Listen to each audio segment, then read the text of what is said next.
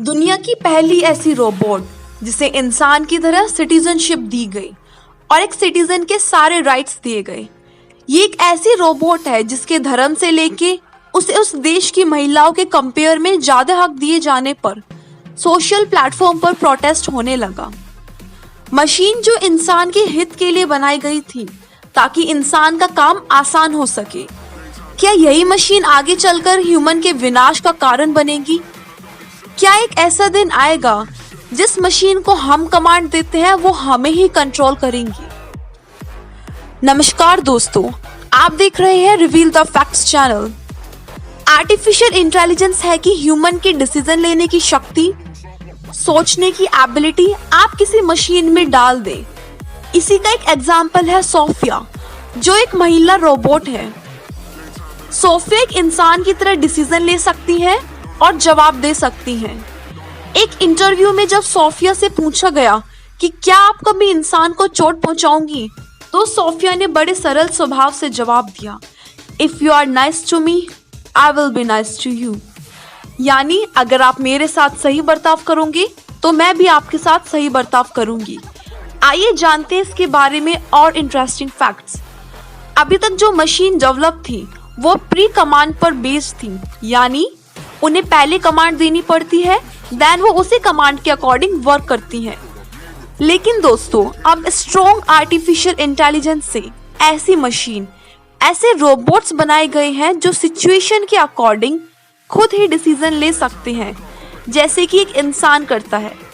ये रोबोट्स हमारी भाषा को समझ के उसी के अकॉर्डिंग हमें जवाब दे सकते हैं। इनमें इतनी क्षमता है कि बिना किसी कमांड के ये एक सिचुएशन के अकॉर्डिंग खुद डिसीजन लेके वर्क कर सकते हैं। Artificial intelligence makes it possible for machine to learn from experience, adjust to new inputs and perform human like task. Sophia में ह्यूमन ब्रेन से भी ज्यादा कैपेबिलिटीज हैं। सोफिया एक ह्यूमनॉइड रोबोट है जिसे हांगकांग की कंपनी हानसेन रोबोटिक्स ने बनाया है। सऊदी अरब ने सोफिया को नागरिकता दी थी। रोबोट पहले भी बनाए गए हैं, लेकिन सोफिया एक स्ट्रॉन्ग आर्टिफिशियल इंटेलिजेंस से बनाई गई रोबोट है। सोफिया बातचीत करने में माहिर है। Sophia is marketed as social robot and can mimic social behaviour. ये एक आम इंसान की तरह आपके अंदर प्यार की भावना तक जगा सकती है। इसमें नेचुरल लैंग्वेज सब सिस्टम होने की वजह से सोफिया एक ह्यूमन की तरह बातचीत कर सकती है और 60 तरह के फेशियल एक्सप्रेशन भी बना सकती है। आप सब जानते हो कि सऊदी अरब में लड़कियां बिना बुरखे पहने और बिना किसी मेल गार्जियन या पार्टनर के सोशल प्लेस पे नहीं जा सकती। ना ही वहाँ की महिलाएं पासपोर्ट के लिए अप्लाई करना, देश से बाहर पढ़ने जाना जैसे काम कर सकती हैं। जब सोफिया सऊदी अरब की एक टेक्निकल कॉन्फ्रेंस में बिना बुरखे के स्टेज पे आई तो वहाँ की वुमेन ने ऑब्जेक्शन उठाए। इन्हीं कारणों की वजह से इस बहस ने और जोर पकड़ लिया कि एक रोबोट को सऊदी की मुस्लिम महिलाओं से ज्यादा राइट्स क्यों दिए गए हैं। सिर्फ इतना ही नहीं, सोफिया के धर्म पर भी सवाल उठाए गए कि क्या सोफिया एक मुस्लिम है, वो विदेशी महिलाओं की तरह दिखती हैं, तो क्या उनका धर्म परिवर्तन कराया गया है। शिब्योमिरी ये एक 7 साल का रोबोट है जिसे जापान ने टोक्यो शहर का निवासी घोषित किया है। लेकिन ये रोबोट सोफिया की तरह फिजिकली प्रेजेंट नहीं है, ये सिर्फ एक डिजिटल फॉर्म में है। जापान का लाइव चैटिंग ऐप लाइन पर हर समय ये चैटिंग के लिए प्रेजेंट रहता है। रोबोट्स का यूज मॉल्स, एयरपोर्ट पर सिक्योरिटी के लिए किया जाता है।